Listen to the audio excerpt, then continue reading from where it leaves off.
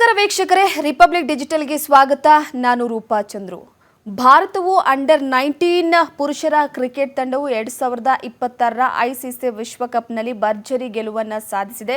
ಸತತವಾಗಿ 6ನೇ ಬಾರಿಗೆ ವಿಶ್ವಕಪ್ ಗೆಲುವನ್ನು ಸಾಧಿಸುವ ಮುಖಾಂತರವಾಗಿ ಹಿರಿಮೆಯನ್ನು ತಂದುಕೊಟ್ಟಿರುವಂಥದ್ದು. ಅದು ಕೂಡ ಇಂಗ್ಲೆಂಡ್ ವಿರುದ್ಧ 100 ರನ್ಗಳ ಭರ್ಜರಿ ಜಯವನ್ನು ಸಾಧಿಸಿದೆ. ಇದರ ಮುಖಾಂತರವಾಗಿ ಭಾರತೀಯ ಯುವ ಪಡೆ ಸಾಧನೆಯನ್ನು ಮಾಡಿರುವಂಥದ್ದು. ಅದಾದ ನಂತರವಾಗಿ ನಾವೆಲ್ಲರೂ ಕೂಡ ಕಾತುರತೆಯಿಂದ ಕಾಯ್ತಾ ಇದ್ದಂತಹ ಕ್ರಿಕೆಟ್ ಜಗತ್ತಿನ ಬೃಹತ್ ಟೂರ್ನಿ ಇವತ್ತಿನಿಂದ ಆರಂಭವಾಗ್ತಾ ಇದೆ. ನೋಡಿ, ಕ್ರಿಕೆಟ್ ಟೂರ್ನಿ ಆರಂಭ ಆಗೋದಕ್ಕಿಂತ ಮುಂಚಿತವಾಗಿ ಒಂದಷ್ಟು ಗೊಂದಲ ಇತ್ತು. ಪಾಕಿಸ್ತಾನ ಹಾಗೆ ಭಾರತದ ನಡುವಿನ ಈ ಒಂದು ಕ್ರಿಕೆಟ್ ವಿಚಾರಕ್ಕೆ ಸಂಬಂಧಪಟ್ಟಂತೆ ಏನು ಹೇಳುತ್ತೆ ಅನ್ನುವಂಥದ್ದು. ಅದನ್ನು ಪಕ್ಕಕ್ಕಿಟ್ರೆ ಈಗಾಗಲೇ ಭಾರತ ಹಾಗೆ USA ಅಂದರೆ ಅಮೆರಿಕ ತಂಡ ಮುಖಾಮುಖಿ ಆಗಲಿದೆ ವಾಂಖೆಡೆ ಕ್ರೀಡಾಂಗಣದಲ್ಲಿ. ಇಲ್ಲಿ ಒಂದು ಕಡೆ ಒಂದಷ್ಟು ಕ್ಯೂರಿಯಾಸಿಟಿ, ಯಾಕಂದರೆ ಕ್ರಿಕೆಟ್ ಅಭಿಮಾನಿಗಳು ಇಲ್ಲಿವರೆಗೂ ಕೂಡ ಕಾತುರತೆಯಿಂದ ಕಾಯ್ತಾ ಇದ್ರು. ಇವತ್ತಿನಿಂದ ಆರಂಭವಾದಂತಹ ಕ್ರಿಕೆಟ್ ಮಾರ್ಚ್ 8ರವರೆಗೂ ಕೂಡ 1 ತಿಂಗಳ ಕಾಲ ನಡೆಯುವಂಥದ್ದು. ಇನ್ನು ಫೆಬ್ರವರಿ 7ರಿಂದ ಆರಂಭವಾಗಿರುವಂತಹ ಈ ಕ್ರಿಕೆಟ್ ಇವತ್ತು ಭಾರತ ಹಾಗೆ USA ನಡುವಿನ ಸೆಣಸಾಟ ಹೇಗಿರುತ್ತಪ್ಪ ಅಂತಂದ್ರೆ, ಒಂದು ಇಲ್ಲಿ ಆಗಿರುವಂತಹ ವಿಚಾರ ನೋಡಿ, ಸೂರ್ಯಕುಮಾರ್ ಯಾದವ್ ಅವರ ನೇತೃತ್ವದಲ್ಲಿ ಹಾಲಿ ಚಾಂಪಿಯನ್ಸ್ ಈಗಾಗಲೇ ಅಖಾಡಕ್ಕೆ ಇಳಿಯೋದಕ್ಕೆ ಸಿದ್ಧರಾಗಿದ್ದಾರೆ. ಇದರ ಜೊತೆಗೆ ಮೊದಲ ಪಂದ್ಯದಲ್ಲೇ ಒಂದಷ್ಟು ವೇಗವನ್ನ ಕೊಡಬೇಕು ಅಂತ ಬಹಳ ಪೂರ್ವ ಸಿದ್ಧತೆಯನ್ನ ಮಾಡಿಕೊಂಡಿರುವಂತಹ ಭಾರತ ತಂಡ ಅಮೆರಿಕದ ಜೊತೆ ಮುಖಾಮುಖಿ ಆಗ್ತಿರುವುದು ಇದೇನು ಹೊಸತಲ್ಲ. ಈ ಹಿಂದೆ ಕೂಡ 2024ರಲ್ಲೂ ಕೂಡ USA ತಂಡದ ವಿರುದ್ಧ ಮುಖಾಮುಖಿ ಆಗಿತ್ತು. ಆಗಲೂ ಕೂಡ ಬಹಳ ಸುಲಭವಾಗಿ ಗೆಲುವನ್ನು ಸಾಧಿಸಿತ್ತು.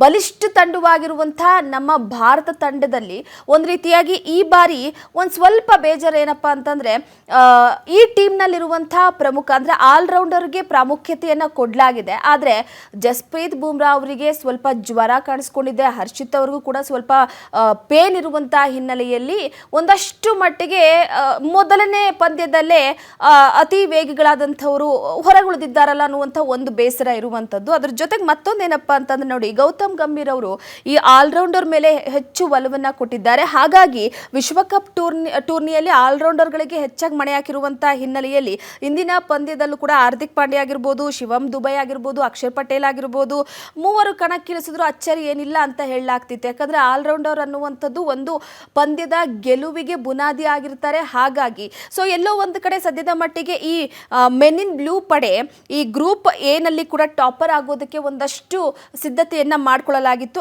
ಆದರೆ ಈಗ ಏನಾಗಿದೆಯಪ್ಪ ಅಂದ್ರೆ, ಸೂರ್ಯಕುಮಾರ್ ಯಾದವ್ ಅವರ ನೇತೃತ್ವದಲ್ಲಿ ನಡೀತಾ ಇರುವಂತಹ ಟೀಮ್ ಇಂಡಿಯಾ ಒಂದಷ್ಟು ಗೆಲುವಿನ ಫೇವ್ರೇಟ್. ಅಂದ್ರೆ ಇಡೀ ಭಾರತ ಯಾವ ಟೀಮ್ ಜೊತೆ ಕಣಕ್ಕಿಳಿಯುತ್ತೋ ಗೊತ್ತಿಲ್ಲ, ಆದರೆ ರೋಚಕತೆಯನ್ನ ಪಡೆದುಕೊಂಡಿರುತ್ತೆ ಯಾವಾಗಲೂ ಕೂಡ.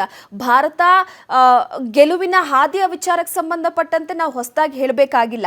ಸೊ ಈಗಾಗಲೇ ಒಂದು ಮಾರಕ ವೇಗಿ ಅನಿಸ್ಕೊಂಡಿರುವಂತಹ ಜಸ್ಪ್ರೀತ್ ಬುಮ್ರಾ ಅವರಿಗೆ ತೀವ್ರ ಜ್ವರದಿಂದ ಬಳಲ್ತಾ ಇದ್ದಾರೆ. ಹಾಗಾಗಿ ಅಲಭ್ಯವಾಗುವುದು ಬಹುತೇಕ ಖಚಿತ ಅಂತ ಹೇಳಲಾಗ್ತಾ ಇದೆ. ಇನ್ನು ಆಲ್ರೌಂಡರ್ ವಾಷಿಂಗ್ಟನ್ ಸುಂದರ್ ಕೂಡ ಸ್ನಾಯು ಸೆಳೆತದಿಂದ ಬಳಲ್ತಾ ಇದ್ದಾರೆ ಅವರ ವಿಚಾರಕ್ಕೆ ಸಂಬಂಧಪಟ್ಟಂತೆ. ಇನ್ನು ಹರ್ಷಿತ್ ರಾಣಾ ಭಾರತ ತಂಡದಿಂದ ಹೊರಬಿದ್ದ ಬೆನ್ನಲ್ಲೇ ಅನುಭವಿ ಮೊಹಮ್ಮದ್ ಸಿರಾಜ್ ಭಾರತ ತಂಡವನ್ನ ಕೂಡ್ಕೊಳ್ತಾ ಇದ್ದು, ಸೊ ಎಲ್ಲೋ ಒಂದು ಕಡೆ ಇವತ್ತಿನ ಪಂದ್ಯ ಅಂದ್ರೆ ಆಡುವ ಮುನ್ನ 11ರ ಬಳಗದಲ್ಲಿ ಸ್ಥಾನ ಪಡೆಯುವ ಸಾಧ್ಯತೆ ಕೂಡ ಇದೆ ಅಂತ ಹೇಳಲಾಗ್ತಾ ಇದೆ. ಸೊ ಹಾಗಾಗಿ ಎಲ್ಲೋ ಒಂದು ಕಡೆ ಈ ಬಾರಿಯ ಈ ಒಂದು ಕ್ರಿಕೆಟ್ ಒಂದಷ್ಟು ಕ್ಯೂರಿಯಾಸಿಟಿ. ಇದರ ನಡುವೆ ಇದೇ ತಿಂಗಳ ಫೆಬ್ರವರಿ 15ನೇ ತಾರೀಕು ಭಾರತ ಹಾಗೆ ಮತ್ತೊಂದು ಕಡೆ ಪಾಕಿಸ್ತಾನದ ನಡುವಿನ ಪಂದ್ಯ ಬಹಳ ರೋಚಕತೆಯನ್ನು ಪಡೆದುಕೊಳ್ಳುತ್ತೆ ಯಾವಾಗಲೂ ಕೂಡ. ಆದರೆ ಇನ್ನೂ ಕೂಡ ಪಾಕಿಸ್ತಾನದವರು ಭಾರತದ ಜೊತೆಗೆ ಕ್ರಿಕೆಟ್ ಆಡುವ ವಿಚಾರಕ್ಕೆ ಸಂಬಂಧಪಟ್ಟಂತೆ ಅಂತಿಮವಾಗಿ ನಿರ್ಧಾರ ಮಾಡಿಲ್ಲ. ಯಾಕಂದ್ರೆ ಬಾಂಗ್ಲಾದೇಶದ ನೆಪವನ್ನ ಇಟ್ಕೊಂಡು ಪಾಕಿಸ್ತಾನ ನಾನು ಭಾರತದ ಜೊತೆ ಕ್ರಿಕೆಟ್ ಅನ್ನ ಆಡೋದೇ ಇಲ್ಲ ಅಂತ ಕೂತು ಬಿಟ್ಟಿದೆ. ಈ ಮೊಂಡುತನಕ್ಕೆ ಬಿಸಿ ಮುಟ್ಸೋದಕ್ಕೂ ಕೂಡ BCCI ಮುಂದಾಗಿತ್ತು. ಆದ್ರೆ ಪ್ರಮುಖವಾಗಿ ನೋಡಿ, ಒಂದೇನಾಗ್ತಿದೆ ಅಂತಂದ್ರೆ, ಈಗ ಪಾಕಿಸ್ತಾನ ಅಂತಿಮವಾಗಿ ನಿರ್ಧಾರವನ್ನ ಪ್ರಕಟ ಮಾಡಲೇಬೇಕಾಗುತ್ತೆ. ಭಾರತದೊಟ್ಟಿಗೆ ಆಡ್ಲಿಲ್ಲ ಅಂದ್ರೆ ಸಂಕಷ್ಟಕ್ಕೆ ಸಿಲುಕೊಳ್ಳುತ್ತೆ. ಒಂದಷ್ಟು ಒತ್ತಡವನ್ನ ಇರೋದಕ್ಕೆ, ಹಾಗೆ ಒಂದಷ್ಟು ಈ ರೂಲ್ಸ್ ಅಂಡ್ ರೆಗ್ಯುಲೇಷನ್ಸ್ ವಿಚಾರಕ್ಕೆ ಸಂಬಂಧಪಟ್ಟಂತೆ ಮೊದಲೇ ಒಪ್ಕೊಂಡು ಸಹಿಯನ್ನ ಹಾಕಲಾಗಿರುತ್ತೆ. ಆದ್ರೆ ಕೋಟ್ಯಾಂತರ ರೂಪಾಯಿ ನಷ್ಟವನ್ನ ಇಲ್ಲಿ ಅನುಭವಿಸಲಾಗುತ್ತೆ ಪಾಕಿಸ್ತಾನ. ಹಾಗಾಗಿ ಭಾರತಕ್ಕೇನು ನಷ್ಟ ಇಲ್ಲ, ನಾವೇನು ಪಾಕಿಸ್ತಾನಕ್ಕೆ ಆಡಲ್ಲ ಅಂತ ಹೇಳ್ತಿಲ್ಲ. ಆದರೆ ಪಾಕಿಸ್ತಾನವೇ ಭಾರತದೊಟ್ಟಿಗೆ ಆಡಲ್ಲ ಅಂತ ಎನ್ನುವ ಮುಖಾಂತರವಾಗಿ ಒಂದಷ್ಟು ಜನರಿಂದ ಟೀಕೆ ಕೂಡ ವ್ಯಕ್ತವಾಗ್ತಾ ಇದೆ. ಯಾವುದೋ ಒಂದು ನೆಪವನ್ನ ಇಟ್ಕೊಂಡು ಒಂದು ಆಟದಿಂದ ದೂರ ಸರಿತಾ ಇರುವಂತಹ ವಿಚಾರಕ್ಕೆ ಸಂಬಂಧಪಟ್ಟಂತೆ. ಆದರೆ ಯಾವಾಗಲೇ ಭಾರತ ಹಾಗೆ ಪಾಕಿಸ್ತಾನ ಒಟ್ಟಿಗೆ ಪಂದ್ಯ ಬಿತ್ತು ಅಂತ ಅಂದರೆ ಅವತ್ತಿನ ಕ್ಷಣ, ಅವತ್ತಿನ ಆಟ ರೋಚಕತೆಯಿಂದ ಯಾರು ಕೂಡ ಟಿವಿ ಬಿಟ್ಟು ಅಲ್ಗಡಲ್ಲ. ಆ ಮಟ್ಟಿಗೆ ಬಹಳ ಇಂಟ್ರೆಸ್ಟ್ ಆಗಿ ಆ ಒಂದು ಭಾರತ ಹಾಗೆ ಪಾಕಿಸ್ತಾನದ ಪಂದ್ಯವನ್ನು ನೋಡ್ತಾರೆ. ಇದ್ರ ಜೊತೆಗೆ ಮತ್ತೊಂದೇನಪ್ಪ ಅಂತಂದ್ರೆ ಈ ಸಂದರ್ಭದಲ್ಲಿ ಪ್ರಾಯೋಜಕತ್ವ ಅನ್ನುವಂಥದ್ದು, ಅಂದ್ರೆ ಅಡ್ವರ್ಟೈಸ್ಮೆಂಟ್ ಡಿಪಾರ್ಟ್ಮೆಂಟ್ ಇರುತ್ತೆ, ಅತಿ ಹೆಚ್ಚಾಗಿ ಬಂಡವಾಳವನ್ನ ಸುರಿಯೋದಕ್ಕೂ ಕೂಡ ಮುಂದಾಗುತ್ತೆ. ಸೊ ಹಾಗಾಗಿ ಇದೆಲ್ಲವೂ ಕೂಡ ಅತಿ ದೊಡ್ಡ ಮಟ್ಟಿಗೆ ಲಾಸ್ ಆಗುವಂತ ಹಿನ್ನೆಲೆಯಲ್ಲಿ ಸ್ವಲ್ಪ ಮಟ್ಟಿಗೆ ಈಗ ಪಾಕಿಸ್ತಾನ ತನ್ನ ನಿರ್ಧಾರವನ್ನ ಸಡಿಸಲೇಬೇಕಾಗುತ್ತೆ. ಸಡಿಸಲಿಲ್ಲ ಅಂತಂದ್ರೆ ಇಲ್ಲೆಲ್ಲೋ ಒಂದು ಕಡೆ ಮತ್ತೆ ದೊಡ್ಡ ಮಟ್ಟದ ಈಗಲೇ ಬಿಕಾರಿಸ್ತಾನ ಆಗಿ ಹೋಗ್ಬಿಟ್ಟಿದೆ, ತಿನ್ನೋದಕ್ಕೂ ಕೂಡ ಅನ್ನ ಸಿಗ್ತಾ ಇಲ್ಲ. ಮತ್ತೆ ಇದರ ಫೈನ್ ಅಂದ್ರೆ ಸುಮಾರು 500 ಕೋಟಿ ರೂಪಾಯಿಗಳಷ್ಟು ನಷ್ಟ ಆಗುವಂತ ಸಾಧ್ಯತೆ ಇರುವಂತಹ ಹಿನ್ನೆಲೆಯಲ್ಲಿ ಅದನ್ನೆಲ್ಲ ಕೂಡ ಪಾಕಿಸ್ತಾನವೇ ಭರಿಸಬೇಕಾಗತ್ತೆ. ಹಾಗಾಗಿ ತನ್ನ ನರಿ ಬುದ್ಧಿಯನ್ನ, ಮೊಂಡಾಟದ ಬುದ್ಧಿಯನ್ನ ಪಕ್ಕಕ್ಕಿಟ್ಟು ಪಾಕಿಸ್ತಾನ ಈಗ ಒಪ್ಕೊಂಡು 15ನೇ ತಾರೀಕು ನಡೆಯುವಂತಹ ಪಂದ್ಯದಲ್ಲಿ ಒಪ್ಪಿಗೆಯನ್ನು ಸೂಚಿಸುತ್ತಾ ಏನೋ ಕಾದು ನೋಡಬೇಕಾಗಿದೆ. ಆದರೆ ಎಲ್ಲೋ ಒಂದು ಕಡೆ ಭಾರತ ಹಾಗೆ US ನಡುವಿನ ಪಂದ್ಯ ಒಂದಷ್ಟು ರೋಚಕತೆಯನ್ನು ಪಡೆದುಕೊಂಡಿದೆ. ಯಾಕಂದ್ರೆ ಮೊದಲ ಪಂದ್ಯ ಆಗಿರುವಂತಹ ಹಿನ್ನೆಲೆಯಲ್ಲಿ ಇವತ್ತು ಆಲ್ಮೋಸ್ಟ್ ಎಲ್ಲರೂ ಕೂಡ ಬಹಳ ಎಕ್ಸ್ಪೆಕ್ಟ್ ಮಾಡಿರ್ತಾರೆ. ಅಂಡರ್ 19 ಪುರುಷರ ವಿಭಾಗದಲ್ಲಿ ರೋಚಕ ಗೆಲುವನ್ನು ಸಾಧಿಸುವ ಮುಖಾಂತರವಾಗಿ ನಮ್ಮ ಭಾರತ ತಂಡ ಎಷ್ಟು ಸಬಲತೆ, ಸದೃಢ, ಹಾಗೆ ಇಡೀ ಪ್ರಪಂಚದಾದ್ಯಂತ ಒಂದು ಬಲಿಷ್ಠ ತಂಡವಾಗಿ ಹೊರಹೊಮ್ಮಿದೆ. ಅದೇ ರೀತಿಯಾಗಿ ಕೂಡ ಈಗ ಶುರುವಾಗ್ತಾ ಇರುವಂಥ ವಿಶ್ವಕಪ್ ಈ ಚಾಂಪಿಯನ್ ವಿಚಾರಕ್ಕೆ ಸಂಬಂಧಪಟ್ಟಂತೆ ಇಂದಿನಿಂದಲೂ ಕೂಡ ಯಾವ ಬಲಿಷ್ಠ ಟೀಮ್ ಅಂತ ಅಂದರೆ ಅದು ಭಾರತನೇ ಅಂತ ಹೇಳಲಾಗುತ್ತೆ.